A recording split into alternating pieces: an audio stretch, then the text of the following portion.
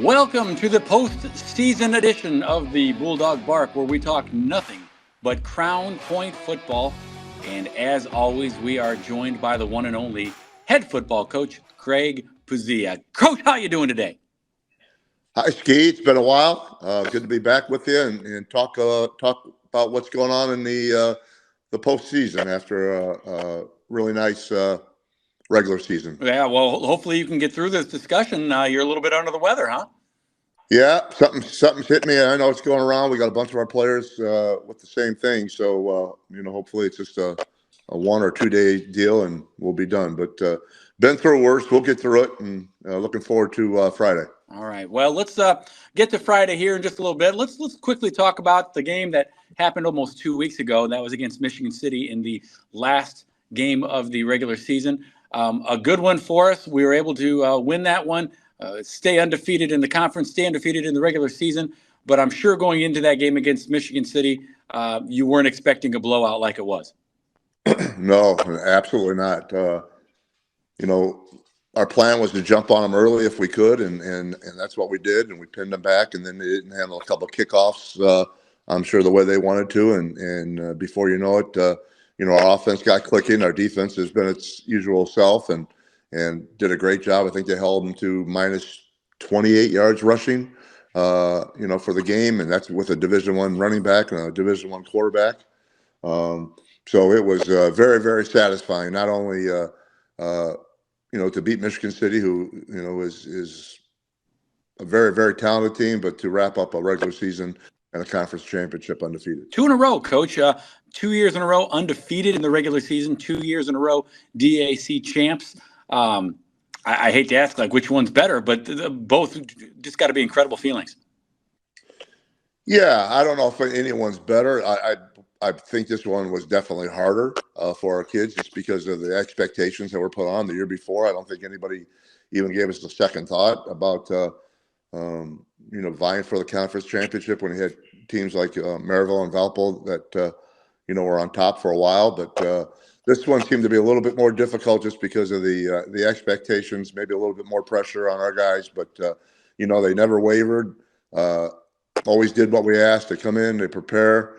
And, when you do that, usually good things happen. Yeah, well, let's take a look, as we always do, the Station 21 Players of the Week. We've got some new faces in the lineup this week. Let's start with the Offensive Player of the Week, number 57, Austin Reading. What a great surprise for us. Austin making his first start. We always knew he had potential. He's a dynamic wrestler as well, and we're just waiting for the chance to put him in, and boy, he did an outstanding job. Probably graded out as well as anybody that we had on the offensive line, and he gives us a little bit more mobility and speed and strong, and so only a sophomore. So very, very proud of him, and congratulations to Austin. Coach, I'm hearing a trend there. Getting a lot of you saying he's only a sophomore or he's only a freshman. Sounds like we got some youth coming up in the ranks.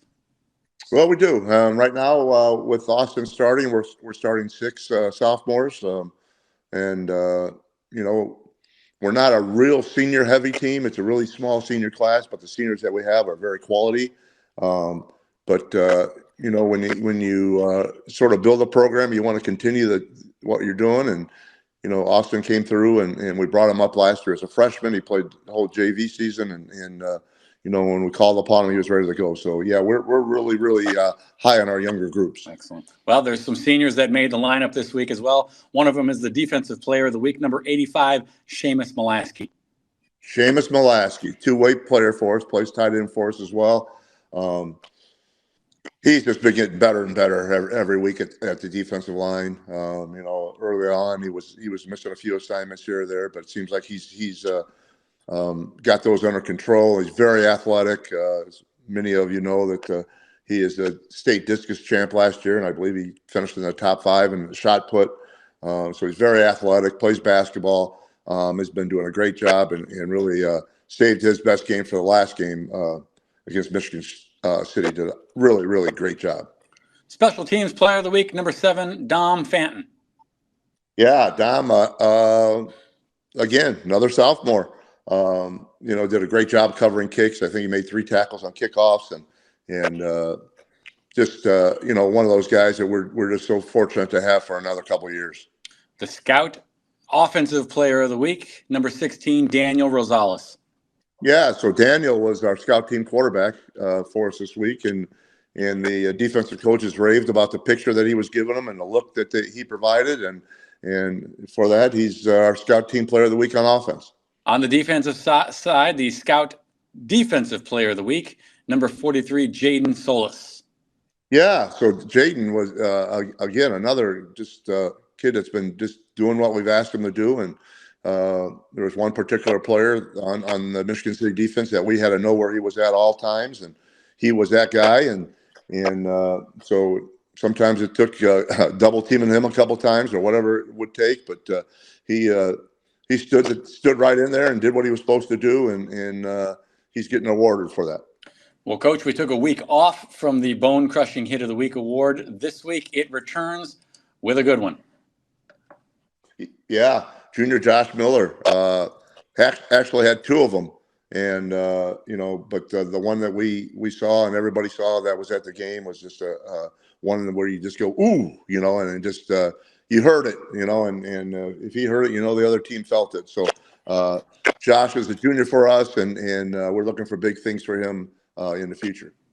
Well, congratulations to all of the players that won the Station 21 Players of the Week award. Good to see some new faces in there, and we look forward to giving those awards away every single week. Well, Coach, let's turn our direction now towards the postseason. We got a 5-4 Lafayette Jefferson team coming in.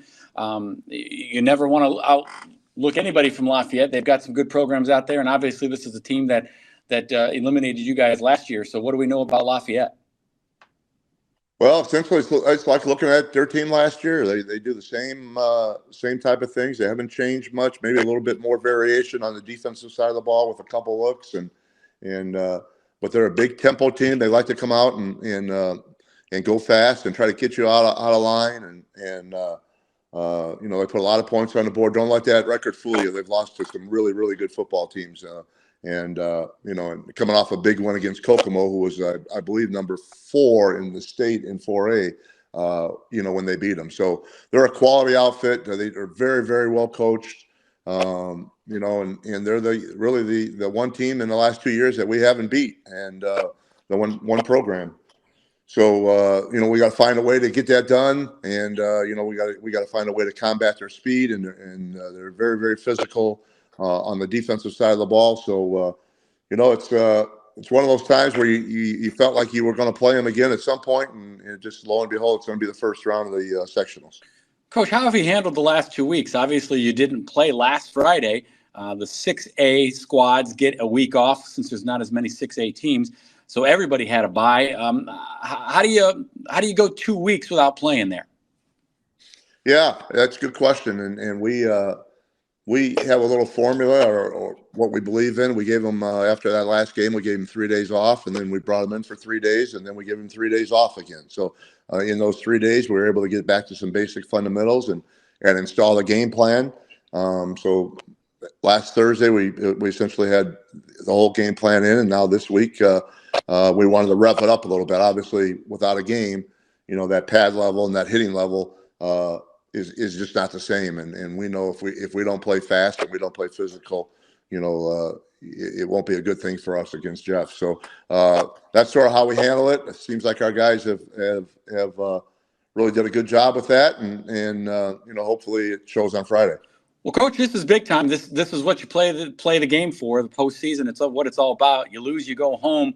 How excited is the team in making a run here?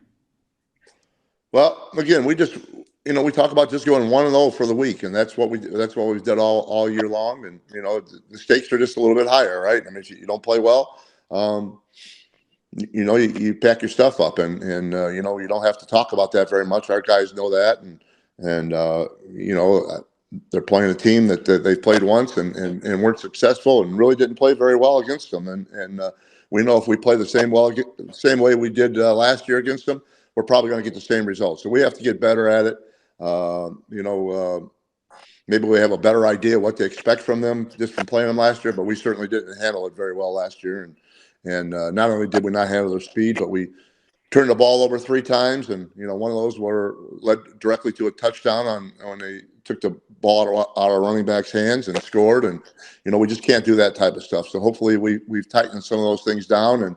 But you're talking about an excellent program. You're talking about a team that lost to 1 point the week after they played us to the team that went and played for the state championship. So they're a quality team, and we know we're going to have to be at our best to compete with them. Home games are a dime a dozen at this point. It all depends on the draw, who's hosted, who hasn't. But a 70-degree weather day expected for Friday, and you got to love playing at home. Yeah, we'd rather play at home than take the bus trip. But once everybody gets on the same field, it's all the same. But we're looking for some good temperatures. Obviously, they're calling for some rain. Our last game we played in I don't know if it was a downpour, but it was certainly a steady rain for the first half. So, we'll have to be ready for that. But when you get into postseason, that's what happens, right? You get in October, November, you're getting some weather that now you certainly don't expect 70-degree temperatures. But, the rain, the cold, all that type of stuff, you got to be ready for. You got to prepare it. And obviously, the further you move on, the more you're going to have to deal with that. Yep. But let's take one day at a time. And, we respect the heck out of our opponent, and our players are going to have to be at their best.